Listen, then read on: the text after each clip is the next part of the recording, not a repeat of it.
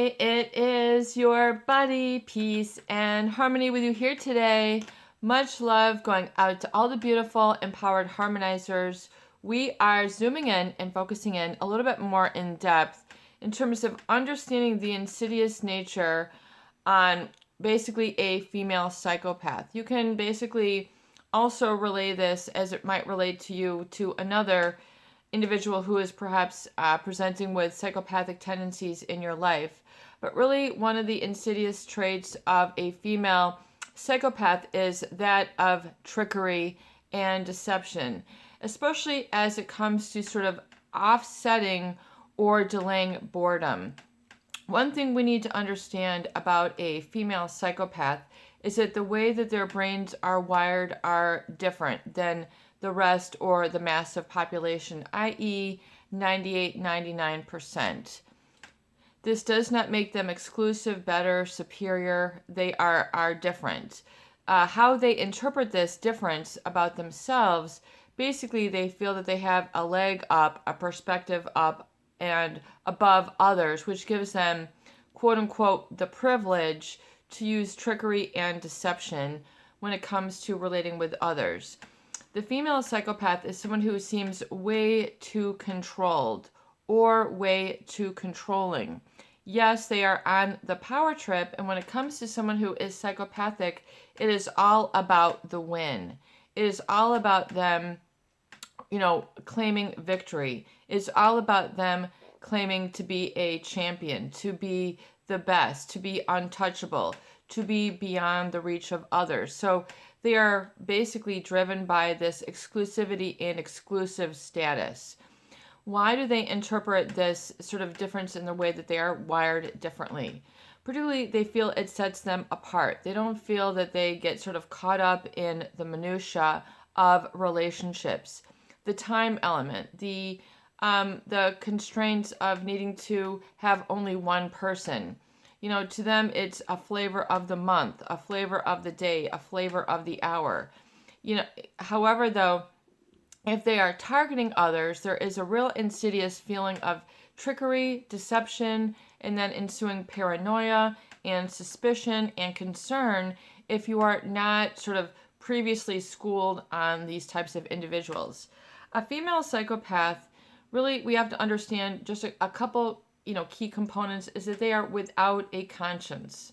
They are conscienceless creatures, which mean they're not operating with a sense of right or wrong, morality, this is the right thing to do, this is the best thing to do for everybody, this is the best thing to do for the family, this is the best thing to do for the relationship, this is the best thing to do for the organization, and it goes on and on. So they don't really look at things that way. That is not their mindset. That is not their outlook. That is not their attitude. Their attitude, based on the differential of the way that they are wiring, is to understand, once again, a couple key components. The amygdala in this individual has been shown in numerous studies and brain scans to show reduced activity in the amygdala, which is the fear center. Just sort of part of the structures of the brain, which sort of registers fear. It says fear or the experience of fear into motion. So there's sort of a slowed activity, which means it's not really presenting in their physiology. They are not experiencing emotions as other people do, particularly that of fear. They don't experience it. They are really fearless. And so you might hear about the fearless female, the femme fatale, whatever, and just sort of have this in sort of a positive light, that they are fearless, they're go-getters, they're ambitious. So once again, you've got a lot of positives that other people will then be tricked into believing, that they are cool under pressure. They are cool as a cucumber when most people would be riled up. Most people would have their feathers flapped. This person is completely composed. In fact, they seem to be sort of 3-10 steps ahead of others, and such is the trickery. Based on the fuel of their perceptual differences, the individuals also have a sort of a reduced activity in the prefrontal cortex, which is responsible for sort of having a vision, a long range goal, being able to follow a dream and sort of learn and be disciplined and adjust based on the lessons learned. And that they will then modify their approach, modify their behavior, modify the team, take things into consideration in order to follow that vision, a good or shared vision for the future that other people might be collaborating on, such as in a relationship, such as in a family, such as in a workplace, such as in a community, a country, etc.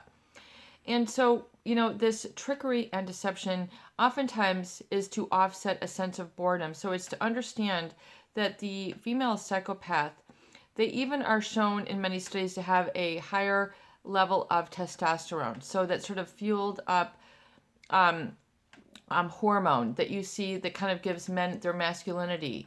The man's man, he's running high on testosterone. If you don't feel like a man, maybe you should take a testosterone supplement. I mean, there's all this sort of advertised in today's day and age about that and that sort of virility. So if you can imagine just sort of a female that has, this higher elevated sense of testosterone, which again, is kind of like if you're a basketball player and you're going for the 3-pointer, you're going to get the adrenals going, you're going to go for the win, you're going to go for that 3-pointer, and you're going to amuse yourself, in other words, to score points for yourself, i.e. the female psychopath.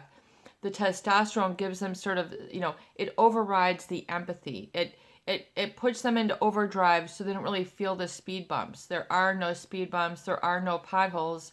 It's just all pistons go when a female psychopath wants something.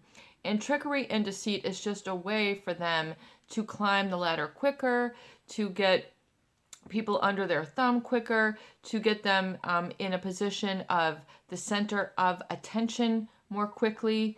And, look what they did. They're so fearless, but yet other people who see through the mask, who are able to see through them, are able oftentimes to see how the trickery is used, especially on those who are unsuspecting. Those people who have never experienced this type of individual before. They don't know that this type of person exists. We're talking about, a completely different personality type. And not something you might not have come across earlier, or it might not even sort of come up, that close up again in your life. So it is worthy of understanding, and it's worthy of understanding the dynamics and the positioning that these people will present in relationships. So and can identify what it is you've experienced, the cause that's created this effect, and then how to sort of take a step back, hold your space, and then be able to carry on unscathed, relatively unaffected when you're able to reflect back and understanding that the trickery and the deception is part of this person's, operatus moderandi. It is how they march. It is their personality composite. There is no changing things, and you cannot take it personally. And so, especially to offset the boredom. So the other component of the female psychopath is to understand, and as you learn this, don't start to feel, sorry for them, have more empathy for them. A lot of yours,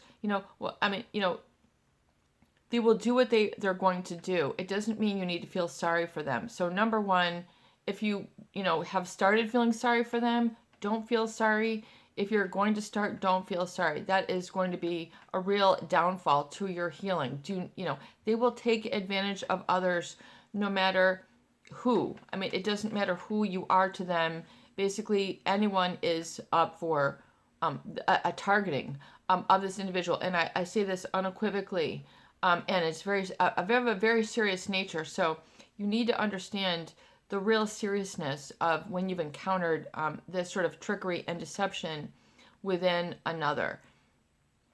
And so to also understand one of the other components is in the female psychopath, there is a sensitivity to dopamine, which is the reward neurotransmitter, which, the dopamine, when you're feeling happy, excited, you're, looking forward to something, a trip to Hawaii, you're getting a new car, your dopamine is on high arousal. Your dopamine is on high secretion. And so the female psychopath, their receptors are felt to be 5 times more sensitive. So when they want something, they are all over it. And it's not just like, I'm really passionate about this. This is really meaningful to me. It's just they're on full speed ahead. They don't care. And oftentimes they're unaware of the bounds that they're transgressing. They kind of know that it might be wrong to cheat. It might be wrong to talk about someone behind their back. It might be wrong to create a smear campaign. But yet, if their dopamine is on high secretion, if they think to themselves that this is what they want, then they're just going to keep the pedal to the metal. They're going to, they're going to just keep juicing. They're going to keep gassing their goal. They're going to keep full line ahead. And trickery basically means that they're way too controlling of themselves and then try to control the outcome. In other words, control how others perceive them. Image management, persona management, always sort of on the outside looking into others. So how they position themselves, how they hold their body, how they use negative space around them. I mean, these individuals will utilize a lot of sort of different gestalts. If you've studied gestalt psychology, it's the understanding that the human brain will put together missing pieces. So for example, if you were to see, like this heart, and if my head is here, I know it's right there. We don't have it just centered, whatever. It's not meant to be just perfectly centered. It is how it is. But so, you can see, follow your heart. A gestalt would mean, even if my head is over here, you can kind of put the words together. And I'm not sure if it's coming up backwards on the camera, but the gestalt means you can sort of fill things in with your mind. You can connect the dots. You can draw the line. You can create the big picture. So, and so the female psychopath, they'll sort of utilize this, but try to fill in the bigger picture for other people, trying to keep steps ahead. And through trickery, they'll use sort of the negative space in their body to just sort of very strangely communicate information. Like just weird things, like if this is gray, that might mean old. You have a gloomy perspective, and they'll be sort of, pointing down to it, or, just sort of their way that they're sort of position things is real. I mean, if you're unsuspecting, the trickery and the deception oftentimes is to offset their boredom. So when they've got that sort of recess of dopamine, they can get very restless. They can be looking for things to do, looking for people to connect with, and once again, what it is that they want. Oftentimes the trickery will involve fighting just to offset their boredom, meaning that when they're on, that low level of dopamine arousal, they want to kick it up again. They're going for the high. It's like, it's just how they work. And so they, will use the trickery, which means trying to catch you off guard, coming up, sneaking up behind you, sending you a text right when they're with you, strange things, that are, did you not see this? And then sort of trying to take, your thoughts off track. Very distracting. Hyper arousing their subjects, which means getting you highly agitated, either highly fearful, highly paranoid, highly suspicious, something is wrong here, eliciting that fight or flight, or hyper arousal in the intimacy sense, the romance sense. In other words, highly seductive. Once again, using their body to stay 5-10 steps ahead of others, so that they have already they've already plotted the path which you think you're walking on spontaneously together. It's deliberate and calculated and controlled. It's just kind of like you're walking through a minefield. You think you're walking on grass. Next thing you know, you've taken a step down and you're falling, 2 feet down into the hole that they have planted, and then covered up and then basically led you into walk down. I mean, the trickery is, basically designed to go for the win. In other words, if they want you out the trap door, they want you out the trap door. If they want you on the winning soapbox, they want you on the winning soapbox. If they want to take you down, they'll take you down. And oftentimes they'll just move it around. but use just sort of this communication that is very enigmatic, puzzling, confusing. Enigmatic meaning sort of it's a puzzle, it's mysterious. You feel that there's a question that can't be answered with them, or a method of communication which can't be quite figured out. What I might call just sort of throwing energy. Your mind just stores, once again, to fill in the gestalt based on the way that they're communicating. So, using their body to make, images like S, H, I, and then just very subtly, but getting into your mind, the subconscious. So what happens is their communication sort of bypasses your conscious awareness. You don't realize how the subconscious is being influenced, i.e. negatively or positively influenced. And so this is the trickery. You don't understand the insidiousness of their manipulation. Why would you target me? What have I done to you? This would be unsuspecting. You would not suspect this of them.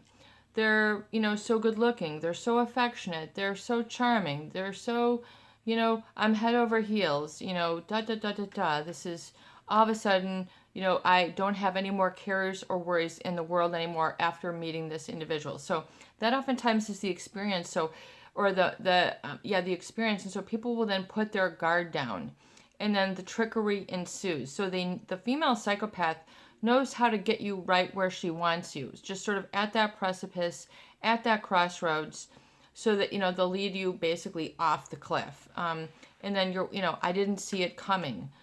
All these, sort of feelings of dysphoria, disbelief, shock, post-traumatic stress syndrome, sort of this, a feeling remnants of psychological warfare or psychological hijacking, just sort of the way their communication is so different than others that it might feel difficult. If you've communicated a lot with this person, it might be difficult to quote unquote communicate normally. Other people don't seem to have it going on. Other people don't have this sort of enigmatic communication style. They don't have the sense of humor, the high arousal of fear or sexuality, that where they're sort of getting you, hyper aroused, meaning constantly aroused to the point where it's overriding your physiology. The fear or the hyper arousal, is taking precedence over the other range of emotions. So the breaking down of people is how they get in and do this. So once the guard is down, you can trust me. I'm just like you. I'm looking out for your best interest. We're so lucky to have each other. Life has brought us together. It's meant to be. And then just sort of, ha ha. They know what sort of path that they're leading you on, and then so the fall can feel that much greater.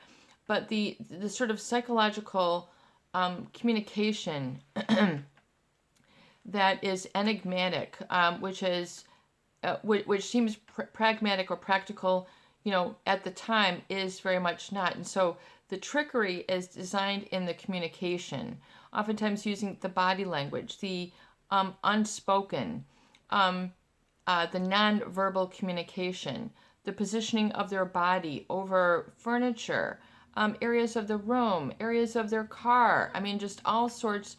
And then, transgressing of boundaries, where they just sort of help themselves to your feelings, helping themselves to your thoughts, helping themselves to your behavior as you follow along what I guess is apparently, blindly, until you begin to see again. This is all part of the relationship with the female psychopath. This is your buddy, Peace and Harmony, here today. I hope the videos do help. Please share, subscribe, and join the Peace and Harmony memberships for more great tools, videos, discussions, and support. Have a beautiful day.